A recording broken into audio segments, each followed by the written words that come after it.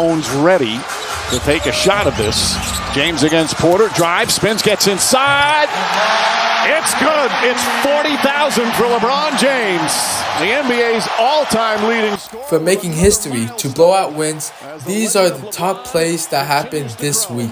Chapter 1. Last Saturday, we head over to Los Angeles where history was made. LeBron James was 9 points away from reaching 40,000 points. The Lakers face off against the powerhouse team of the Denver Nuggets. He gets his first points by hitting this fast break layup. Now 7 points away, he hits this tough 3 over Joker, cutting it down to 4 points. Then he hits this tough layup and gets fouled. He proceeds to miss the free throw and is 2 points away from history. With less than 11 minutes to go in the second quarter, Bron has the ball at the top of the key and spins off Porter Jr. and hits a left-handed layup to make history. It's good. It's 40,000 for LeBron James, the NBA's all-time leading scorer, with another milestone as the legend of LeBron continues to grow. LeBron James has now become the only player in NBA history to reach 40,000 points. But the Lakers crumble against the Nuggets. With the powerhouse duo of Jamal Murray and Nikola Jokic, they put on an absolute show and spoil LeBron's night. The Nuggets have now spoiled the Lakers' nights 3 times this season. First, in opening night, completely dominating the Lakers. Then on the night of unveiling of Kobe's statue. And on the night Bron makes history. It's safe to say the Nuggets run things in LA. Now we head over to Phoenix, where the Rockets visit the Suns. Kevin Durant was hooping, but Jalen Green and the Rockets were rolling. Green led his team to a big victory against the Big Three Suns. Chapter 2. Sunday. We head to Dallas where the Mavs face off against the Embiid-less Sixers. This should be an easy game for the Mavs, right? Well, Oubre, Harris, and Maxey were hooping and were going off. Luka and Kyrie were also going off. Kyrie dropped 28 points and Luka put up a big 38-point triple-double. But let's just say the other Mavs players did not show up. Sixers pick up a big win against the Mavs. Now, we head over to Minnesota where they face off against the Clippers, and boy, it was a good one. Anthony Edwards was doing his thing and was getting buckets for his team.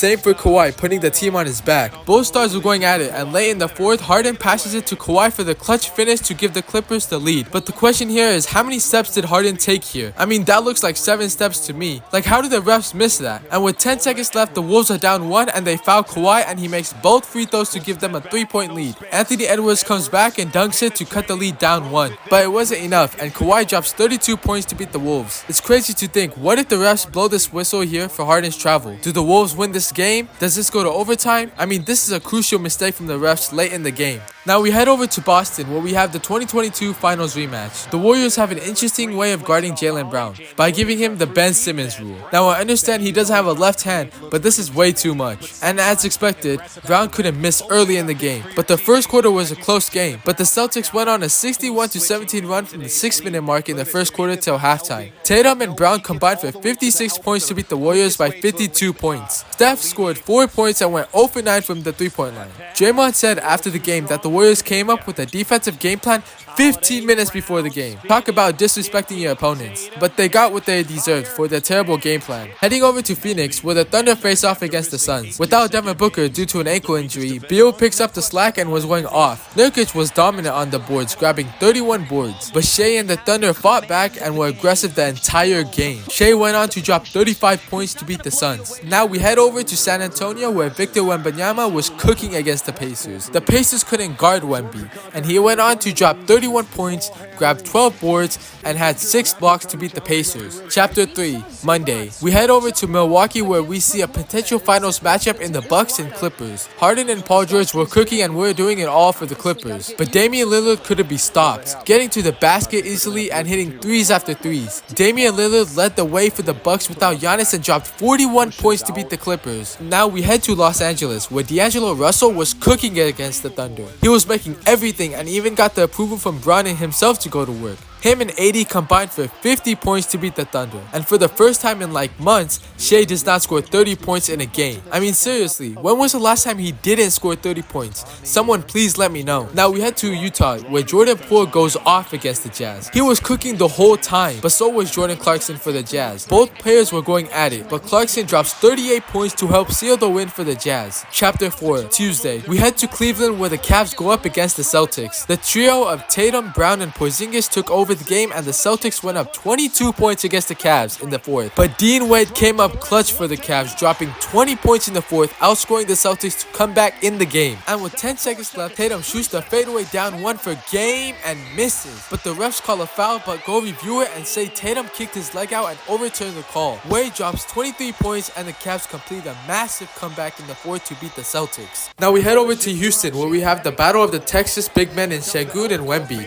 Sengun completely dominated Wemby on both ends of the floor, getting steal after steal and absolutely bullied him in the paint, showing him how weak he is. Wemby really got exposed this game by Sengun. Sengun ended up dropping a career high of 45 points and grabbed 16 boards to beat Wemby and the Spurs. Now we head over to Denver, where we see a potential Western Conference Finals matchup between the Suns and the Nuggets. The powerhouse duo of Jokic and Murray were doing their thing and put the Nuggets on their back. Michael Porter Jr. was also carrying the load and was hitting crucial threes for the Nuggets. Now for the Suns, Kevin Durant was doing his thing, making the game look easy and getting buckets like he usually does. Grayson Allen was on fire from three-point line and couldn't miss. With a minute 30 left, the Nuggets are down 2 and KCP hits this clutch 3 to give the Nuggets a 1-point lead. With 50 seconds left, Murray hits this huge midi to extend the lead to 3 points. But Durant comes back and hits this tough step back 3 to tie up the game. And with 4 seconds left, Jokic drives and shoots this fadeaway but misses. We're headed to overtime. KD and the Suns completely dominate in the overtime, and KD hits this dagger 3 to beat the Nuggets. Chapter 5, Wednesday.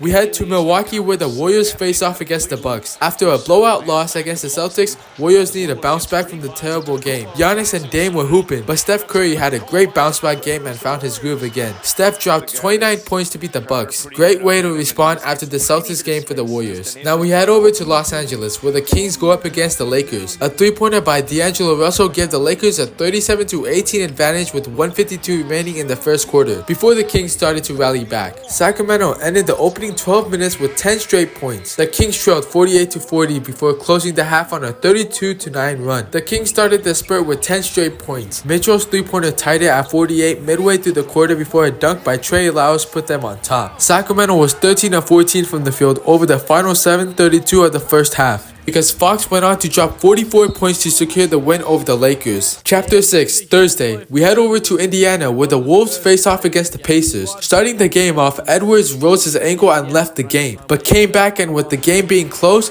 Anthony Edwards came alive in the fourth, hitting tough shot after tough shot and making one-legged jumpers. The Wolves and Pacers were going back and forth, and with 10 seconds left, the Wolves are up 2 and Pacers have the ball. Tyrese passes it to Nesmith and he goes up for the layup, and Anthony Edwards soars up for the game-saving block. What an insane block. He really hit his head on the rim. That was ridiculous. Edwards drops 44 points to beat the Pacers. Now we head over to Dallas, where the Heat play the Mavs. The Heat were up big against the Mavs, but the Mavs rallied back. Luka and Kyrie came up clutch by being there for their teams. Luka was hitting big shots for his team, and Mavs go on to beat the Heat and snap the 3-game losing streak. Doncic smashed Russell Westbrook, who had 5 consecutive 30-point triple-doubles in 2017 for OKC. The All-Star, who leads the league in scoring, also became the first player in history for 4 straight 35 triple-doubles. Now we head over to Denver, where we see a potential finals matchup in the Celtics and the Nuggets. Jaylen Brown was cooking the whole game and went on to drop 41 points, but Nikola Jokic was unguardable, and the Nuggets go on to beat the Celtics. Heading to the Bay, where the Bulls face off against the Warriors, these two teams were battling it out, but Steph Curry rolled his ankle on this play and does not return to the game. The Bulls go on to take over this game, and DeMar DeRozan hits this clutch midi over Moody to beat the Warriors. Now staying in California, we go to Sacramento, where the Kings go up against the Wemby-less Spurs. The Spurs were putting up a good fight, and the game got good at the end. With less than 30 seconds left, Malik Monk hits his clutch 3 to give the Kings a 3-point lead. The Spurs don't call a timeout, and Sabonis steals the ball to extend the lead to 5 points. De'Aaron Fox drops 33 points as the Kings beat the Spurs. Chapter 7, Friday. We head over to OKC, where the Heat go up against the Thunder. Shea was absolutely cooking this game and went on to drop 37 points to beat the Heat. I think it's safe to say SGA will win MVP this year. How are you just so consistent, like the Tide, night in and night out?